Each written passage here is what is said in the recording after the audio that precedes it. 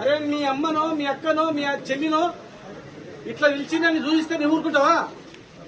తెలంగాణలో రాళ్లతోనే కాదు, అసలు యాక్చువల్ గా ఆడవాళ్ళ జోలికి వస్తే తలలు నరుకుతారు రా భయ్, తలలు నరికేస్తారు, నాలుకలు కోసేస్తారు తెలంగాణలో. బిడ్డ మా చెల్లెల మీద అపాడం వేస్తావా, మా అక్క మీద అపాడం వేస్తావా, మా అమ్మ మీద అపాడం వేస్తావా, కొడుక చూసినవారా కొడుక రారా అని తలకాయని పటకాల బట్టి గీసి రపరప కోసి పాడేంటారు, లేకపోతే నరికి పాడేంటారు. అవి చేసి తెలంగాణలో ఏదో రాయి వేసినంత మాత్రం నువ్వు అర్థం మరిగిపోయింది భయ్. కానీ తెలంగాణ గుండె కలిగిపోలేదా? ఏ ఆడవాళ్ళు అయితే మీరు చూపిస్తున్నారో, ఏ ఆడపిల్లలు అయితే రమ్మన్నాడు పోయిండు చూసింది కదిలిస్తే పండుకునే ఏదో మాట్లాడుతున్నారో, మరి నీ అక్కనో చెల్లెనో చూపించినా మరి నీకెంత బాధ అయితే తెలుస్తుంది?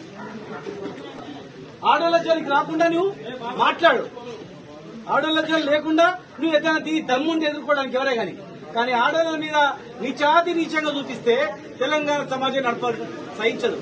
మీరు పడుకొని నింటది ఒక పూట ఉపాసం ఉంటారు, కానీ ఇలాంటి చెడ్డది కుటుంబ సభ్యుల ఆడవాళ్ళ మీద వచ్చిందంటే ఎవడు ఊరుకోండి తెలంగాణలో. మీకు అలవాటు, మీరు